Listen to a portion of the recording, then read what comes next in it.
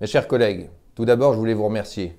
Vous remercier pour cette mobilisation qui ne faiblit pas. Encore aujourd'hui, vous étiez présents sur près de 30 établissements. Des retards de clés ont été effectués.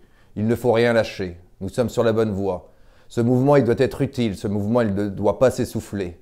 Souvenez-vous de 2009, où on nous a demandé de lâcher les clés et de rentrer en détention, alors que le mouvement était bien parti, pour un résultat qui n'a satisfait que très peu de monde. Oui, même FO à l'époque avait demandé à ce qu'on rentre en établissement. Aujourd'hui, je vous demande de vous mobiliser. Demain, il faudra mettre le paquet.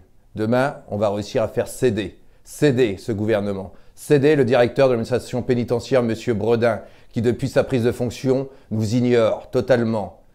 La situation ne peut plus durer. Oui, il nous faut pouvoir rendre la sécurité au personnel. Oui, la sécurité est la première des revendications. Et oui, la sécurité et l'indemnitaire sont liés. L'un ne va pas sans l'autre.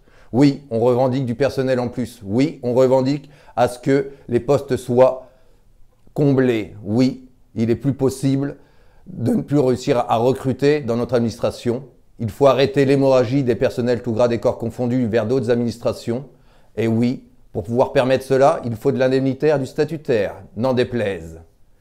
Alors, pour l'obtenir, il va falloir se mobiliser. Je vous donne rendez-vous demain matin devant les portes.